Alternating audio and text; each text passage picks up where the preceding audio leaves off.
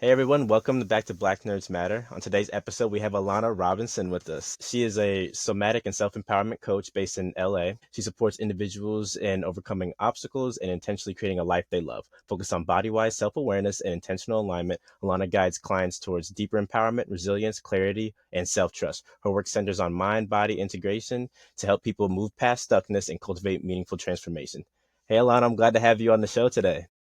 Hey, I'm so glad to be here. Thanks for having me. Yeah, of course. I'm just wondering, how's your day going so Yeah, it's going great. I just started a new course for my coaching certification. So that's all about like the somatic work and the embodiment. It's with the Hendricks Institute. So I had that for 2 hours this morning, and that always sets my day off on a good note. Okay, sweet. So do you normally run courses like that? Do people set those out for you with your business, or is it something you have to go out and look for yourself? Yeah, so this is actually one I'm a participant in as I work towards my coaching certification. Okay. So when it comes to the self-coach or the coaching people on themselves, um, so there's certifications for that, or different agencies that have different certifications. How does that all work? Yeah. There's the International Coaching Federation, which can accredit different training programs to, certify life coaches. So there's kind of a standard of, someone's watched what you're doing and approves and, knows that you're not just out there saying nonsense. So the certification process, it'll probably take around maybe a year and a half. So people generally go through that.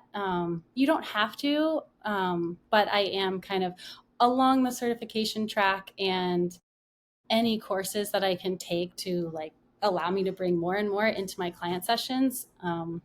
I am all for that as I started this practice maybe about 6 or 7 months ago. So we're going strong, and also there's still so much learning possible. So just doing it all. Okay, so coaching for a coach. Exactly. Exactly. Yes. I would say if you are seeing a life coach who doesn't have their own coach, that's probably a red flag, Okay. because we're getting everything from our clients. We need to process that ourselves and continue Uh-huh. to work on ourselves and our own inner work so we can be like a grounded, embodied, active listening presence. It's very unique. I've never met anyone who did something like this before. I've met people doing wellness, maybe I think I know maybe one person that's a therapist, but life coaching is something I never really heard of. So I'm wondering, where did you start off in your life? Like where are you from and have that all lead into what you're doing now? Yeah. It's funny because I don't know if it led in a straight line, but now that I'm here, I think there is a common thread. Um, so I grew up in Maryland. I am very close with my family. I have one brother, two parents, and we are all very close. Um, and I think, gosh, how did I go from there to? Okay, I have a good, I have a good answer. So I would say when I was a kid, I was very joyful and, you know, loving and positive and just like a happy kid. People would always say, like, oh, she's always smiling. She's so nice. And I was also painfully shy. I was so shy. So I was really happy, but I was also shy. And I felt comfortable, with my family and with a close, two to three friends. But outside of that, I was just so shy. If I had to leave school early, or like in kindergarten, you might hand your teacher a note. I couldn't even do that. I couldn't hand them a note. Wow. My mom had to put like a necklace on me, like picture a yarn necklace with construction paper that had the note on it. So it was like physically on my body so that the teacher would know, because I wouldn't tell them and I wouldn't give them a note.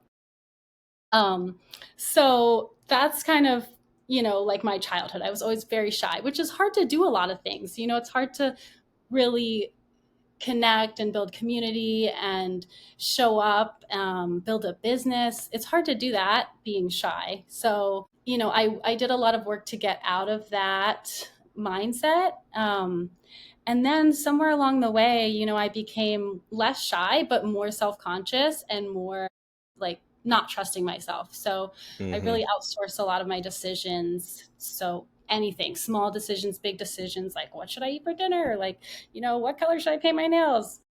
Just no decision making was done on my part because I didn't trust myself at all. So even though I could talk to people and I had a lot more friends, I was still just like on the inside, very, very self conscious and just not confident in myself. And then um, I kind of I moved to Vail, Colorado, actually, which was really fun in the first 2 years. And then after that, I just realized it wasn't a good place for me, and I lost my light, that like positive, fun personality that I had all through growing up. I lost that. This is a couple years after college, and I really had a lot of challenges with mental health issues like anxiety and depression, and just feeling like I lost my essence, like without my kind of positive nature or like loving, fun, joyous nature, like I don't really know who I am. So for a while, it was really tough, just like some dark times. Mm-hmm. Um, and I would say that coaching actually helped empower me to take my mental health more seriously, go out. I had been working with a therapist and a coach at the same time. And so it just coaching helped me step up to really take more action and more power in my life and say, like, okay, this job is not supporting me, this relationship is not supporting me, this place is not supporting me, and take care of the mental health aspects. Go see a psychiatrist, go get the support you need. And coaching empowered me to get there. And once I got there, coaching then empowered me to start thinking about, what do I really want? Now that I'm surviving, I can start to think about thriving. Like, what do I want to create for myself? Where do I want to be? What kind of community do I want to have?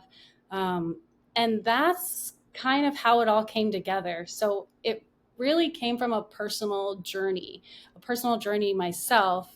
I saw that transformation that I was able to make, and I was like, wow, I just really love this. This is such an incredible transformation. Like, if I think about who I am now versus how I was, as a kid or growing up, like through my school years, I sometimes don't even recognize myself. And I have my light back, so I'm just like loving life, you know. And yeah, I would say through my own personal journey, not necessarily career wise. Mm-hmm. Um, so, yeah, my own journey with transformation.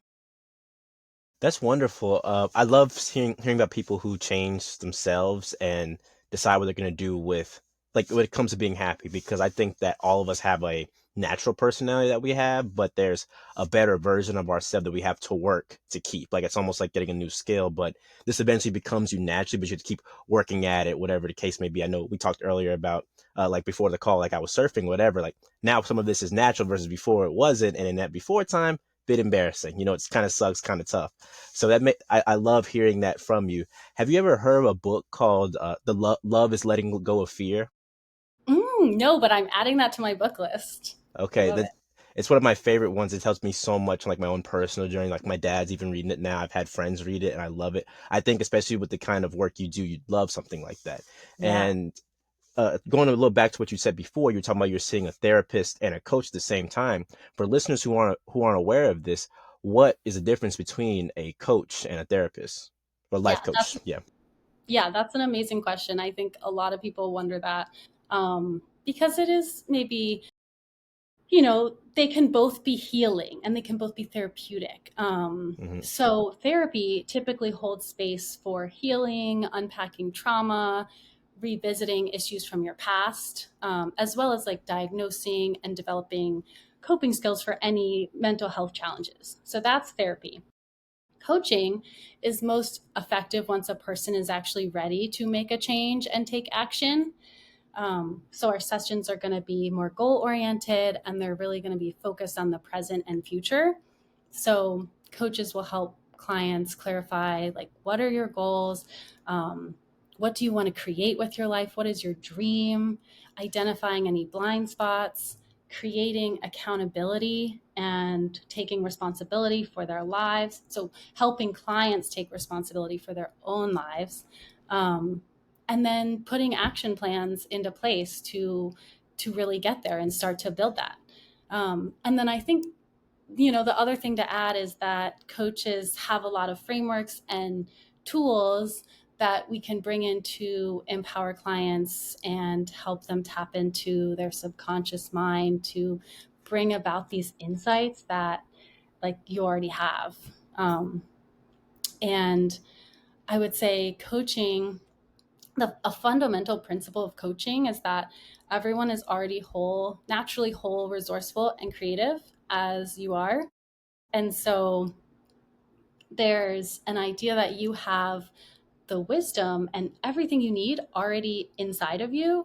And a coach is there to kind of guide you, shine a light on any blind spots, and help bring that, like, natural wisdom out of you. So what I'm hearing from you is that a therapist is that's almost like the diagnosis or like a consultation, and then coaching is like the medicine or the work actually being done, like the plan put forward. So one kind of shows you what's going on, the next one helps you figure out what's how to get past it. Almost, because I think therapy is really going to help you put plans in place, but those plans are Hmm. really going to be focused on, like, how do I cope with my depression, or how do I cope with my anxiety, or any sort of mental health challenge. Whereas coaching is going to say, okay, I'm at this level of, like, functioning. I'm doing fine. I no longer have to think about surviving.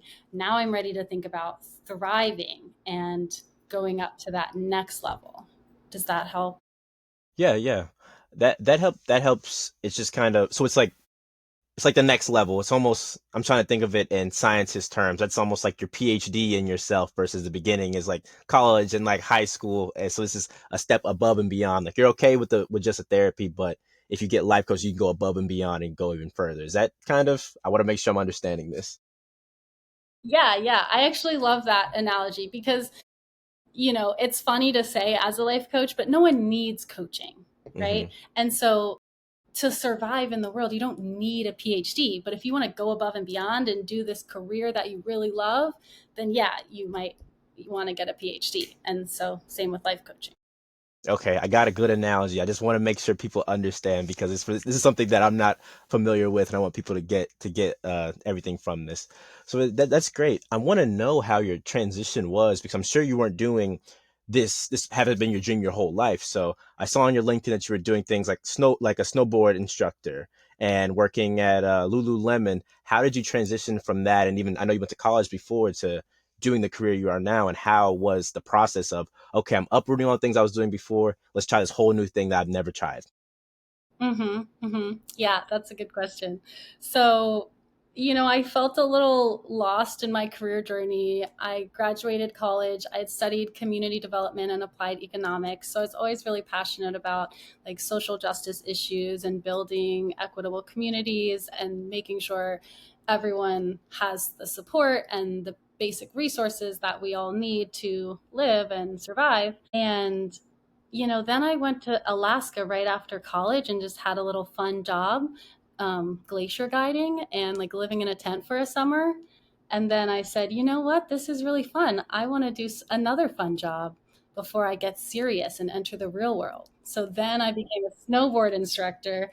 And then I said, okay, this is really fun. I'm going to keep doing it.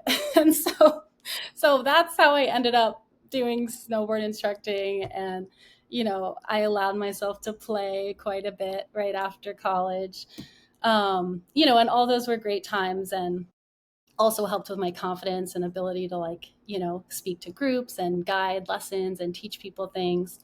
Um, and then, yeah, I moved into Lululemon. And Lululemon, there's a lot I could say about Lululemon, but I will acknowledge them for, um, they're really into self development and that kind of work. So, like, bettering yourself and going after big goals personally and professionally. And through Lululemon, one of my former managers actually became a life coach. And then she gave us all this opportunity to work with her. And so that's actually how I met her, how I met my own coach, through working at Lululemon. And then I, I guess, by that point, I was starting to think about, okay, what do I really want? I've just kind of been doing these jobs that are just like whatever jobs, no direction really. Um, and so I moved into the nonprofit world and said, this is always what I've wanted to do, is like really give back and make an impact in the community. Um, so I still work with nonprofits on the side. I'm kind of help a couple nonprofits with donor relations and different marketing. Um, but the coaching has definitely become like where I really want to make a difference in the world and where my true passion is. Okay. So with that, so how'd you end up starting the business? It's a very non-linear journey, so it's interesting to try and describe why it connects. It like doesn't connect. It's kind of just like random. Um, but how did I end up starting the business? I was introduced to the work of a couple named Gay and Katie Hendricks, and they have the Hendricks Institute, which is like a foundation for conscious living, essentially. And they certify life coaches and all that. And I just started reading their books and getting introduced to the ideas and possibilities. And I was like, you know what? I love this. Like, I want to do this all the time. This is what I could think about. I could eat, sleep, breathe, all of these principles. And it's all I talk about. So this feels like the qualities that you should start a business with. Like something you truly love to do. You enjoy doing it. You're good at doing it. Um, I've always been naturally, once I got over the shyness, I've always been naturally a people person. So how would you describe your coaching style? And what would you think, how do you think people would describe working with you? That's a good question. So I would say I definitely bring a lot of somatic work into my practice. So the somatic means the body, specifically as distinct from the mind. So, really helping people tap into their body intelligence and understanding where different emotions come up throughout your body. So, if you feel a lump in your throat, what does that mean? What emotion is that connected to? Um, and then, yeah, so helping people relate to the body and the breath to gain access to their intuition. Um, so I would say somatic coaching is definitely a big part of my practice. And then another thing I bring in is, I would say people, gosh, that's a good question. What would people say about working with me? Um, I am really I love to think about possibilities, and Hmm. I will challenge you in a gentle, friendly way. You know, I you tell me what goals you want, and I will hold you to those, and I will continue to believe that you can do it and you are that person you say you are, even when you're doubting yourself on the journey, even when you're like, oh, I only meditated 2 out of the 5 days, and you know, I find a balance between, all right, let's get you all the way to 5, and let's celebrate the 2 that you've done, because 2 is more than 0. So there's something to celebrate there. And I know you can get to this next point where you said you want to be. That's interesting. I'm thinking about when we had our session, we talked about it. Mhm. I wanted to ask you that question, and I wanted to tell you myself how I felt about it because I Yes. definitely feel that that's a very accurate description. You're pretty much telling me, oh, this is yeah, you want to do this, but how are you going to do it? I'm like, oh, well, I don't want to do it this way and this way. You're like, think about it again. Like that doesn't make sense. Like, why are you saying this? And that is, and I'm like, oh, that you're really like holding me accountable for what I'm saying, and I can see how that could be hard if someone hadn't done some work with themselves before, because that's the first step, is somebody holding you like that. You think it was an attack, or you don't like that, or, ooh, why are you in my business, whatever the case may be. And I just think that you did a great job with that and wanted to let you know. Oh, I'm glad. Okay, so would you say you felt kindly challenged? Challenged for sure. Okay, wait, you cut out for 1 second. uh, Challenged for sure. Okay, okay. Yeah, it was kind, but Yeah, it was challenging. Yeah. yeah, I definitely think that the work can be challenging.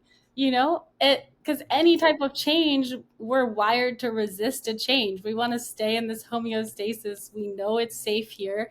We know what to expect, and whether it's a good change or a bad change, you know, it's unknown. So our brain is naturally going to think it's bad or unsafe. So it can be challenging work, but it can be so rewarding if you're ready and willing to get into it. So I want to know, like, what day to day is like for a coach, and then after that, I also want to know what made you like want to do somatic coaching, so in instead of something like talk based or whatever case that may be. Yeah. Okay. So, first question was, what is the day in Yeah, the yeah. life? Yeah. Um, there's a lot of marketing, which is, not necessarily what it's not my favorite part of the starting a business.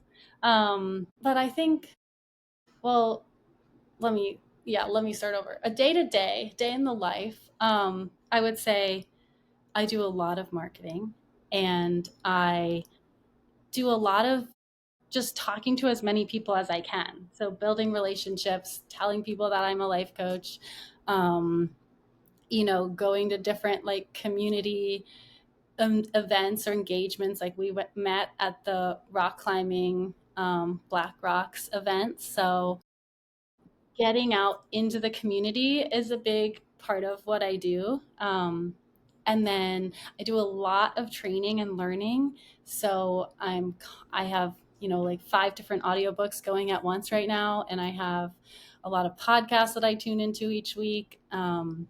And I'm Hopefully in this the one's course. next. Yeah, exactly. And then I have, the courses as I work towards my certification journey.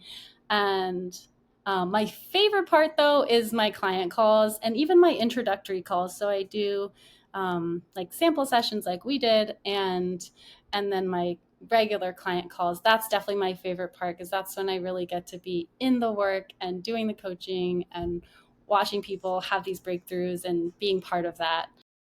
So I think it's, yeah, a lot of talking to people and a lot of learning. Okay, and then so you're enjoying talking to people, you're enjoying working with them on themselves. I want to know why'd you pick somatic coaching instead of normal talk based? I looked up some things about life coaching before this, and I've heard there's multiple different kinds. Definitely, yeah. I'd say probably the simplest answer is that's what I was exposed to, and that's what helps give me the greatest transformation that, I talked about earlier. And I just had such a profound impact on me. I was like, this is what I love. This is what I want to do. So that's probably how I got into the somatic work. And, as someone who grew up, I grew up with like a lot of sports. I ran track since middle school through college. And then Sweet. after that, I started to yeah, it was a great time. But I started to get into outdoor sports. So snowboarding, mountain biking, hiking, all of the things outside. So I was always moving my body, and I didn't necessarily realize how amazing that is for my mental and physical health until I did it less. Hmm. So now that I'm in a city, I have to be really intentional about getting that daily movement in, whether it's just a walk or a workout class or a hike, um, because so I just inherently recognize like how much being connected with your body and moving allows you to continue like flowing and tapping into your essence. I find that so interesting because that's something that I've learned in my own mind.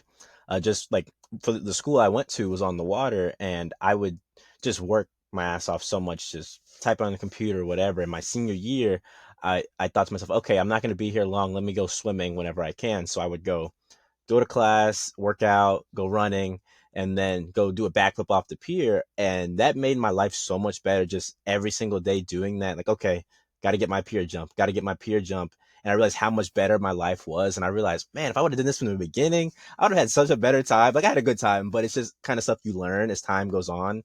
And I realized with myself too, I need to be outside, I need to do things. And when I have bad things happen, like I had something happen recently that was like I lost a job, and I was like, man, I'm just not gonna worry about work today. I'm gonna go just surf for 3 days straight and go swimming with manatees. And I did all that stuff. I was like, wow, yeah, I'm good. I felt better in like a week versus before it would have taken me maybe a month or even longer to get over it Mhm. because I didn't know what my body responds to or even just what I respond to best when it comes to stressful situations. Yeah, I love that. And I love the daily peer jump. That's so awesome.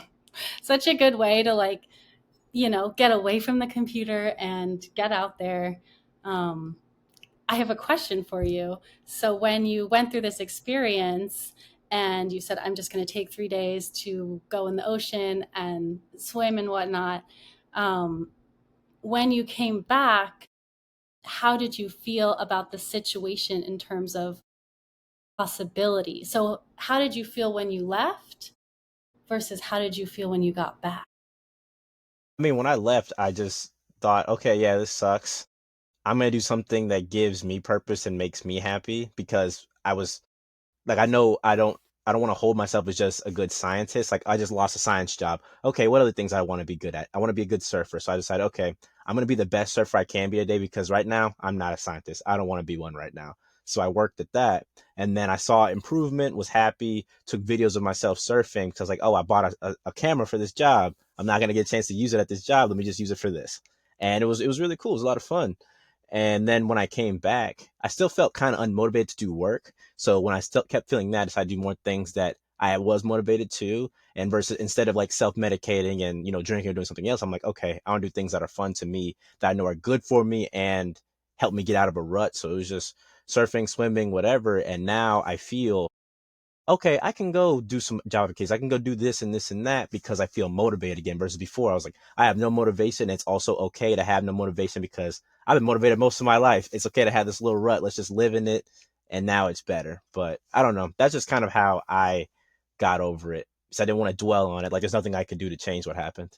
Yeah, I absolutely love that. And just, I feel like get that time of getting into our bodies and getting out of our minds of like trying to recycle the issue around, it helps get more, like you said, motivation and more ideas of possibilities of like, oh yeah, I can just apply to other jobs, or I can, you know, do this, become a surfer, anything. So what advice do you have for people who are stuck and have those kind of moments when they're in their own head? Because I know that that's really hard personally. It's something I really had to work on to become that better version of myself that I was talking about earlier. What Mhm. advice do you have for people? Because I know that's hard for a lot of people. Yeah, yeah. Yeah, I have a couple practical tips. I would say if you're feeling really stressed or stuck or overwhelmed, taking 3 deep breaths sounds so simple, but that's enough to start shifting your nervous system from the fight or flight response, which is like fear, anger, sadness, into this more creative, love based emotions where you can start to feel like yourself again. So Hmm. those 3 deep breaths is one thing. Um, and then kind of like we're talking about spending some time outside. So I can go for hours in front of the computer, like the whole day. And once I step outside, it's like, I'm, becoming more grounded and connecting with nature. I went to a plant store the other day and I was like, nature, because I live in Los Angeles. So I was like, oh, it's nice to be around all these living things. So being in nature, getting outside, and then also one thing that's helped me immensely is meditation. Whether you start with something as simple as 3 minutes, to as long as you can, maybe 15, 30 minutes. That really helps you recenter, reground, and be okay with your own thoughts. I think a Hmm. lot of people don't want to slow down or stop because it's scary to be with their own thoughts. And so the meditation helps you start to get into that and get more comfortable with your thoughts, and listening to your intuition and just being with yourself. I feel like it's so easy to do the same thing and almost have this cyclic existence where, okay, I'm doing the same thing, I'm doing the same thing. And like something I was reading the other day is someone said that the worst things have already happened to me. Like the things I fear the most have already happened. And it was like, okay, Mm. well, if you're sitting here like, okay, I'm just keep working, I'm just gonna keep doing this and ignore this problem that's happening. It's like, okay, worse things have probably happened already. Let's deal with this problem instead of letting it just build up and keep going on the sides. And that was something that was really interesting to me, especially hearing you talk about, working on yourself and these different layers that you really have to put in the work and decide to, okay, I want to be better. And I was wondering for you, how do you get that in people? I know you people come to you that want to work on themselves and better themselves, but how do you deal with someone that you love or have in your life that you want to be better, but they don't want that for themselves? Okay. Say the question one more time because you cut out a little bit, but I think I know what you were asking. So I'm saying that you talk a lot about people go to you to better themselves. How do people deal with people that they want to be in their lives, but those people don't want to better them? So I want this person to be better for themselves, but they don't want to be better for them. And you're asking, how do I deal with that, or Yeah, yeah, yeah. how should How people do you deal have with that? somebody deal with that? Like, how does somebody deal with a situation like that? Because you can't change anyone. Like, you can't lead a horse to water. Yeah, yeah. It's definitely interesting, especially becoming a coach. I had to be really careful. Like, am I accidentally coaching my friends or Hmm. trying to, like, give them advice? Which coaching is not about giving advice. So I really try and steer away from that regardless. But I would say if someone who you love wants to change or doesn't want to change, but you want them to change, you can't really do anything to change them. You can show up and be an example, um, and live your best life. And then hopefully that will inspire them. Like, they'll see you, they'll see what's possible through you, and maybe then get inspired to change. And I think the other thing is, you can, dear, I just had a thought of what you can do. Let's see. Because this is a tough one. This is one I struggle Hmm. with a lot. Is it? So you can live by the example, and you can show them what's possible for yourself. There's definitely one other thing that I wanted to suggest for people, but oh, changing, like, being aware of the way you show up. So if someone's doing something that's bothering you, or that you take it to an extreme, if you hate something about someone, that's a reflection of yourself often. Mm. So I'll give you an example. I worked at a restaurant in Vail, and I was really frustrated with my manager. And I had to look at, okay, why am I frustrated with him? And what does that mean about me? And, he just seemed like he hated life. He was always upset. He was always rushing. He was just stressed. He was the ball of stress. And, not the most helpful manager, because if I said, hey, I messed up this thing, I was a host. I was like, I messed up our reservations. Here's what I'm thinking to solve it. And he was like, oh God, you really messed it up. I don't know what we're going to do. Oh, you really messed it up. I was like, that's not helpful as a boss. um, but I realized what I didn't like about him is that he reminded me of myself when I was at the tail end of my Lululemon career. So I was just so Hmm. burnt out from working customer service and serving guests. And I was so irritable and so upset. And I was like, I put the pieces together. The more I spend time with this guy, it reminds me of how I used to be, which I don't like, I'm embarrassed about. And I'm also maybe a little nervous that I'm going to go back there. Mm-hmm. So that's kind of example of how when you're upset with someone about something or you don't like something that they're doing, think about how it reflects on you. Mm. And so, bring it back to yourself. So, for example, um, if a friend is trying to save money and you're like, man, they're just spending so much money on all these things, like you're kind of judging them a little bit and you're like, I just wish they would think about their future. And then you have to be like, wait a second, how am I doing with my money? Am I Yeah, spending money yeah. on unnecessary things? Am I thinking about my future? And bringing it back to yourself. So just seeing things as a mirror, like what can you learn Mm-hmm. from it? And sometimes the way you show up, changing the way you show up can then change your interactions with people. So maybe not like not asking people for things that you wouldn't provide for yourself. Yeah, yeah, yeah. Or if you're gonna, judge someone for something or disapprove of something, check yourself first Mm-hmm. and see how you are or are not doing that in your own life. And then it also goes back to this principle in coaching of like everyone is naturally whole, creative, and resourceful. So if we believe that, then we have to believe that our friends and the people we love can figure this out themselves and can ask for support when they need it, and that they are capable and they are, you know, resourceful and perfect as they are. So they're going to get it sorted out. Okay, yeah, that makes me think about something because I've had friends like in the past who have been, not like the thinnest people ever. And they'll be like, "Oh, that dude is fat" or whatever. And he's like, "Oh, well," and I'm like, "Well, what are you talking about?" They're like, "Oh, well, I know I'm fat, but he's fatter than me," or that kind of stuff. And people, like kind of deflecting and saying things like that. Like you really think about, you really can be deflecting those things and putting those on. And I hate when they do this thing because it reminds you. So that makes sense to me. Yeah, yeah, yeah, yeah. Once you start to notice it, it definitely changes, interactions with people.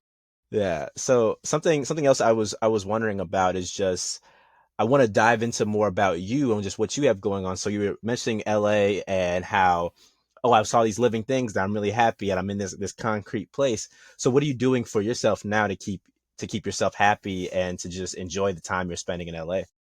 Yeah, yeah. I'm doing a couple of things. I am being really intentional. I think I was thriving when I was an athlete. So running track, I was training like year round. You have practice every day. I was like, I'm going to try and kind of bring that back. So I have a goal of exercising or an hour of movement every day. And I track it on my calendar with little X's. And then I say, I did 80% this month. I did 90% this month. So tracking the things you want to work on is huge. Um, so my daily movement. And then also, I've been really intentional about creating and finding community. I think when people move to a new place, especially LA, there's a lot of fear that you're not going to find community or you're going to feel really alone. And so when I first moved here, I made it my job to go out to group gatherings and go to different workout classes, or, they say go to the same thing every week at the same Hmm. time. So you see who's on your schedule and you start to see familiar faces. So building my community, I think, is huge, and making sure I spend time with them. So I got really lucky. Probably within 2 weeks of living in LA, I went to a soul cycle class, and now those are all my friends. So I have a huge soul cycle community. Yes, I am a soul cycle girly. Um, but it's maybe not what people think firsthand about soul cycle. Um, so our instructor has really intentionally created a space for other Black people to come together and Hmm. have this community and have this sense of safety. Even in, Soul Cycle is a pretty white space. This like Yeah, yeah, what people absolutely. think of, you know. And so for our instructor to create this really intentional space, like people feel that, and a lot of us come. So his classes are always like the most diverse, with a lot of Black and brown folks. And The music aligns and just the energy. It's so welcoming. There's no judgment. And Hmm. so I think that's like a super diverse group of friends. Or honestly, my Soul Cycle group is probably majority Black friends. So Sweet. that's not where I thought I would find my Black community. It's like surprising, but that's where I found them. So we love it. We love the Soul Cycle now.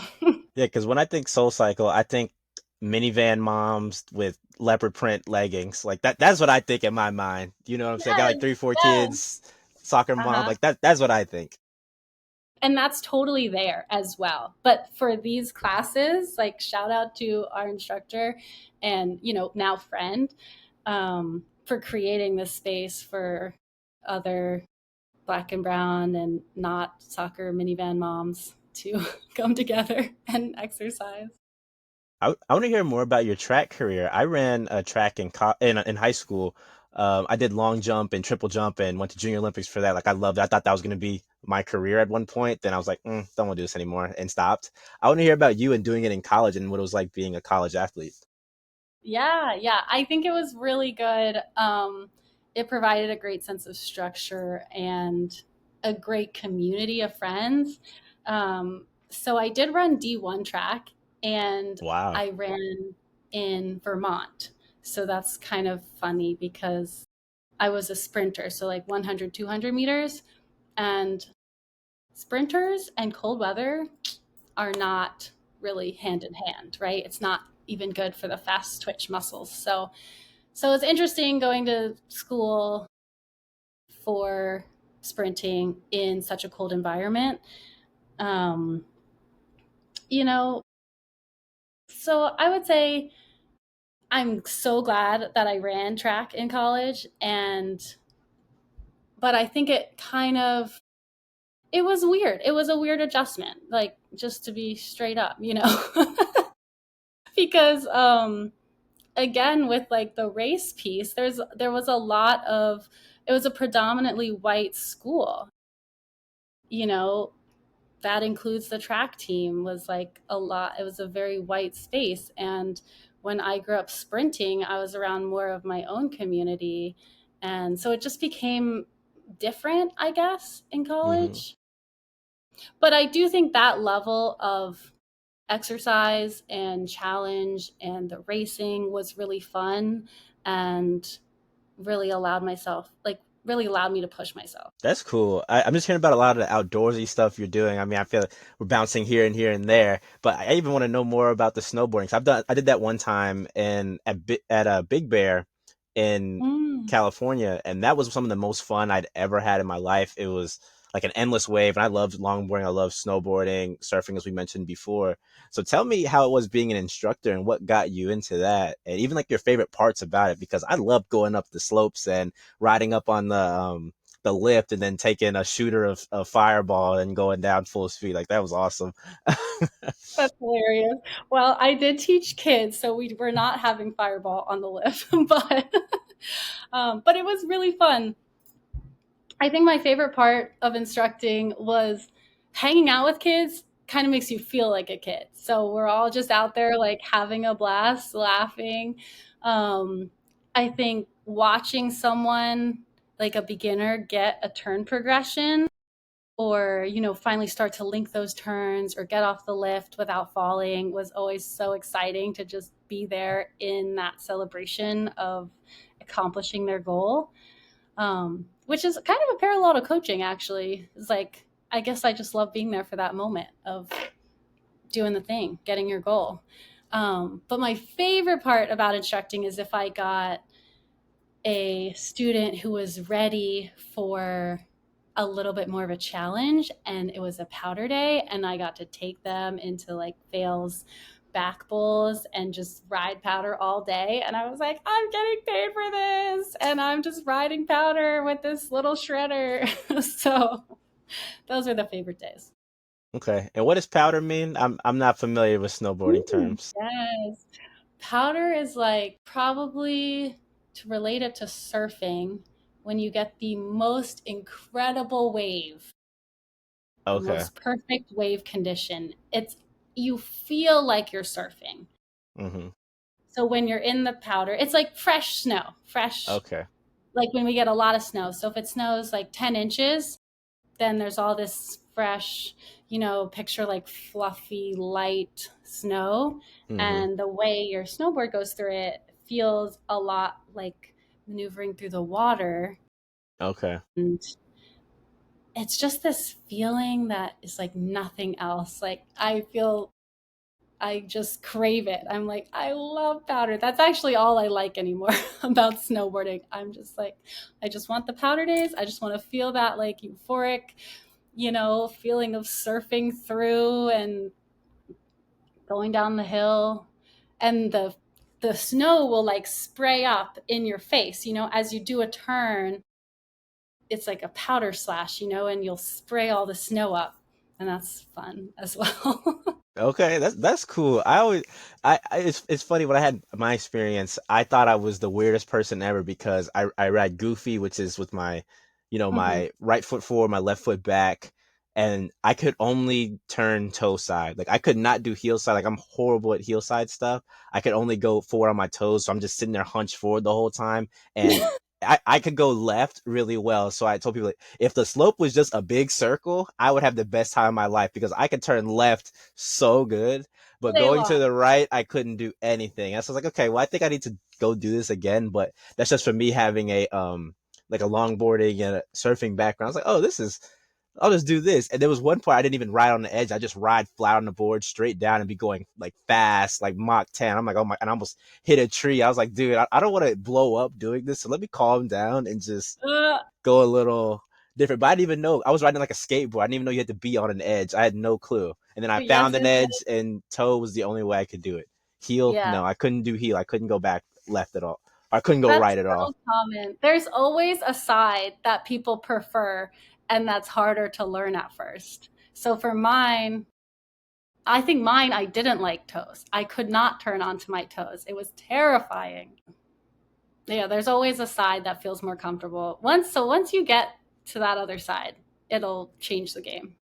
I hope so because I would try to turn right and then the board would just go. I'd do a front flip. It would cut in the front, boom, boom, boom, just down the hill. And I was like, this is okay. If it's not turning, I'm just gonna ride on my knees if I have to, whatever the case may be. So, okay, that was cool. I just want to talk to someone else about snowboarding. I'm so interested in it. Yeah, Yeah, that this is where a lesson would be helpful. I do think it would be worth it to take a lesson. I was going with my friends. They're like, yeah, we'll just show you some stuff. I'm like, okay, whatever. I paid. I just want to have fun, and I had fun. That's good. It was That's all we want. accomplished. We just want to have fun. We just want to have fun. But I do remember trying to teach a friend before I became a trained instructor, and I was like, just turn, just turn. Just Yeah. do this. And it's like they don't know what you can't teach someone like that. There's no way to explain how a feeling is. Even with my brother surfing today, and I had him going forward on it. He was trying to get up all early and all these different things. I was like, dude, you gotta just feel the wave push you. And I'm like, he doesn't know what that does. And then he got it. Yeah, He got it. It was like, yeah, yeah, like I know what you mean. Like once it has me, I know what's going on. But I was like, yeah, it's hard to explain, right? Like, how would you explain it to somebody? He's like, I don't think I could. And it was just like that. That's the kind of thing that happens is you gotta feel it, but if you don't know what it's supposed to feel like, you're like, oh, I feel it, and it's like, no, you don't. That's not yeah, how it's supposed to yeah. be.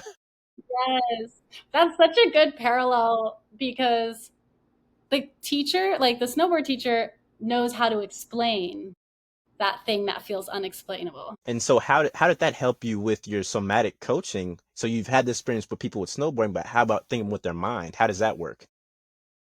Yeah, I was actually just going to bring it into that because it's Yeah. such a parallel. Like the coaching allows me to help people, see these things and feel these things that they didn't even see were possible, right? And it's like, how do you do something if you don't even know it's a possibility?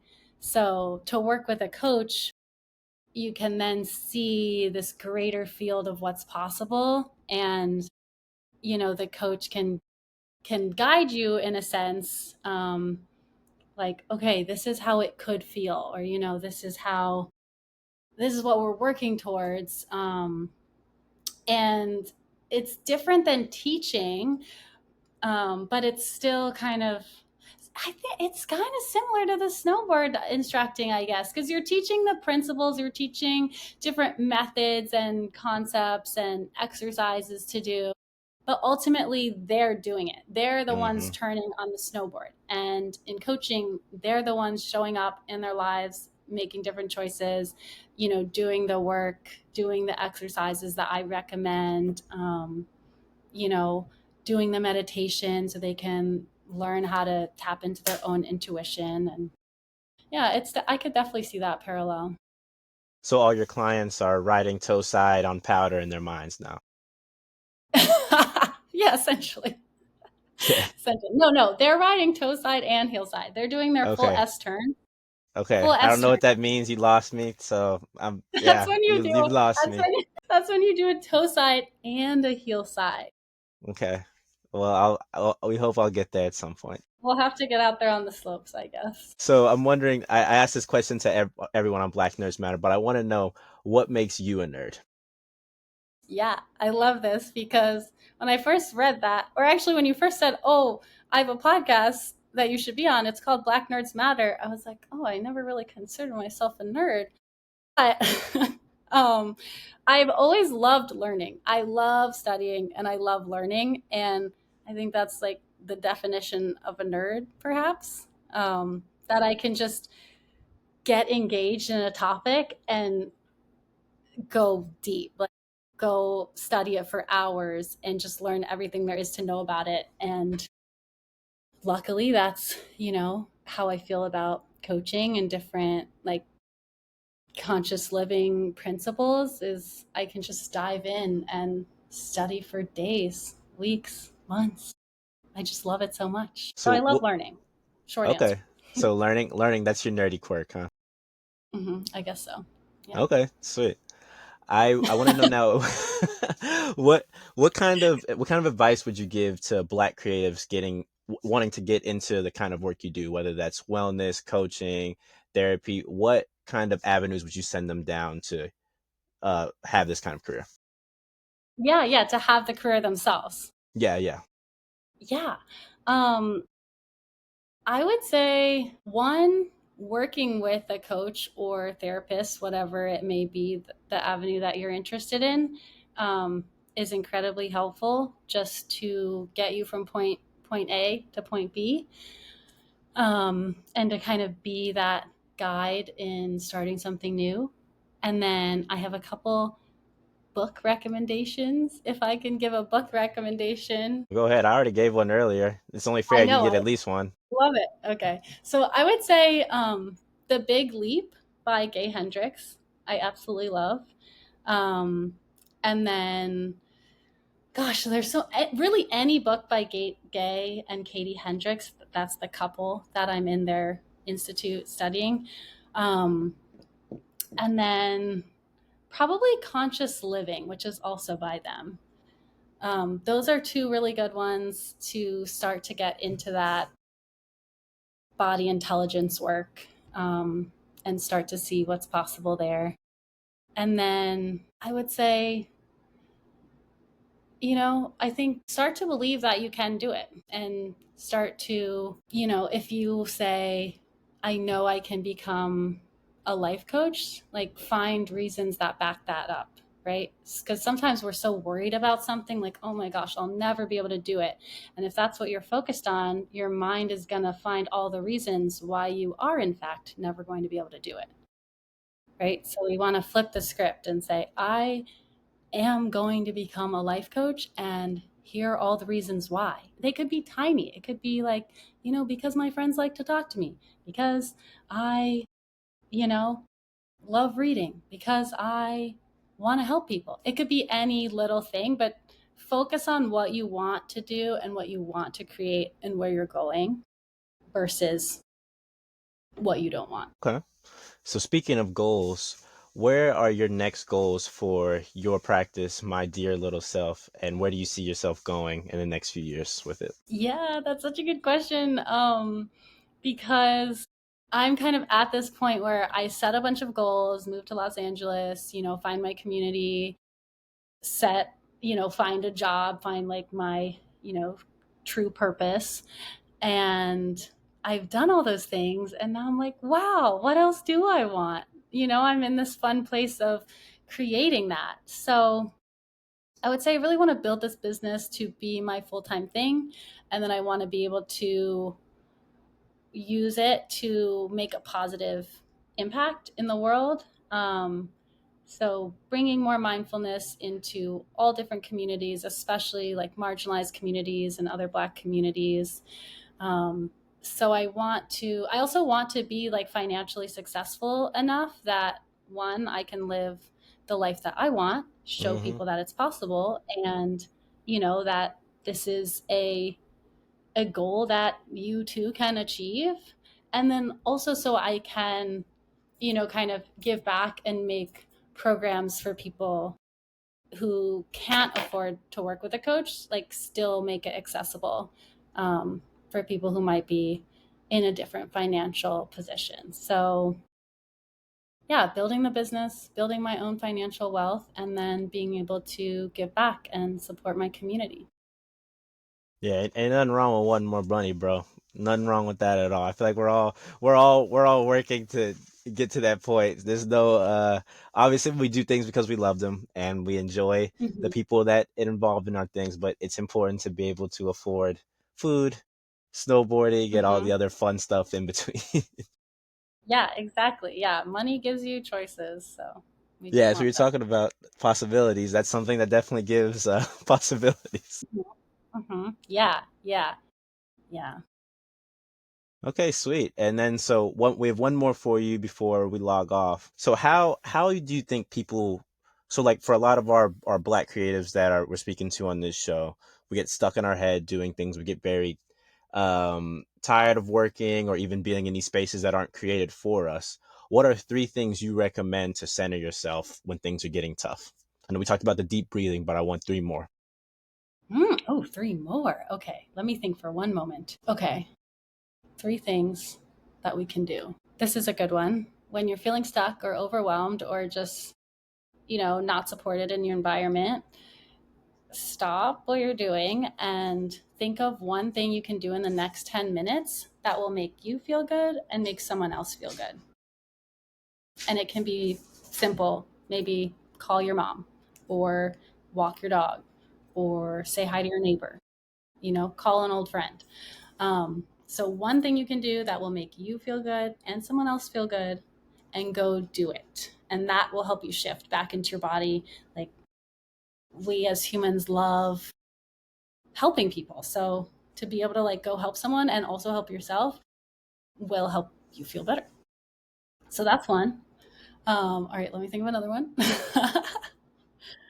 I would say this is kind of a okay, this is a good practice. There's a full video. I don't know if you have like show notes, but I can send you a link to the full video of it. Mm-hmm. Um, but Katie Hendricks, so one of the people I keep talking about, has the concept of fear melters. So when you're in a fight or flight response, like a lot of the situations you outlined, there's probably going to be fear underlying those things, like fear that you're not enough, fear that you're not accepted by your coworkers, or fear that, you're not going to get where you really want to go.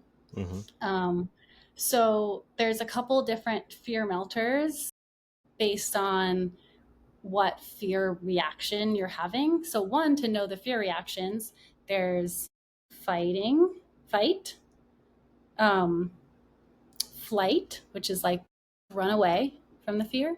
So, fight would be like, in that kind of angered stance, but it's really fear. And it's really coming from fear. Flight is that you're running away from the problem. Maybe you're physically leaving the situation or you're running up into your head. Um, Freeze is like you can't do anything. You just like are paralyzed. You don't know what to do. You just like, stuck where you are. And then faint, which is you get really tired, like all the energy kind of drains out of you. That happens to me all the time. I just get so tired. I need to lay down. So that's my fear response. But there's four things you can do to combat each of those. And one of them, there's you can root down. So think about like putting your feet square on the ground and like rooting your feet down into the earth. And then you can kind of wiggle, just like the opposite of freeze, right? So I don't know if you can see my whole body, but like wiggle, right? Mm-hmm. Or there's ooze. So you're just kind of, you know, a lot of it's just body movement. And then my favorite one, which is for the faint fear response, is what she calls love scoops. And you're just like gathering this energy of love that's out, you know, in the space, and you're like physically gathering it and bringing it into yourself. So those four things, you can, I can link the video so you can see her do them all. But kind of taking a minute to do those practices is number two. And then number three is, I would say, number three is, oh gosh, it's like there's so many things you can do, and I'm just trying to think of one that's more simple. Okay, here's a good one. Making it bigger. So whatever the issue is, just like really dramatize it. Just like, oh, why is this happening? Like, you know, just go all out, go big, just, you know, within safe reasons, like by yourself, you know. But like, just make the issue bigger and bigger. And as you kind of do that, it allows you to like bring some levity into it, because you're making it so ginormous that it's almost, you can start to like find some, you can get further away from it, if that makes sense. Be like, this is dumb as hell. Like, I don't know why I'm even worried about this. Judging yourself. Okay. I don't want anyone to judge themselves. Okay. Okay. To I was judge thinking. themselves. It's almost like you're releasing it. You're letting it be there. Okay. Okay. I got you then. Yeah. All right. I think those are my three. Okay. Okay. So don't listen to what I'm saying. Listen to what she said, because I think I messed it up. But yeah. So. Don't judge yourself. Accept all of your feelings. I mean, that's a really simple one. It's just like feeling your feelings. If you feel sad, that's, maybe that could be my third one. You can cut the other one out. Okay. But feel your feelings of, if you are sad, you know, let yourself tear up or cry. Or if you're angry, scream into a pillow, or like make a fist and like clench your jaw. So let your feelings, you know, in a safe way come through. You could go to a private space and do that, because the more attention you give to your feelings, then the more they can dissipate. Okay. Sweet. Thank you so much for being here with us, Alana. I mean, this was awesome. I really enjoyed hearing all the things you had to say, especially about just living with LA, changing the way you do your life, snowboarding, of course. Thanks, and feel free to plug your business and everything so people can come see you. Yes, yes. Thank you so much. This was so fun. I loved our conversation. And yeah, I do offer the free sample sessions or discovery calls. So if people want to follow, I'm on Instagram as TO underscore my dear little self. And, or you can email me at Alana, ALANA, at my dear little self. And I do one-on-one coaching right now. And I'm on Instagram and LinkedIn sharing tips and different experiences that can be helpful for people.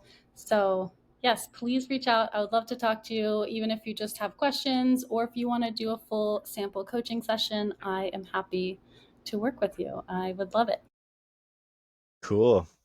All right, you guys check her out. All right, and with all that, Black Nerds Matters out. Peace.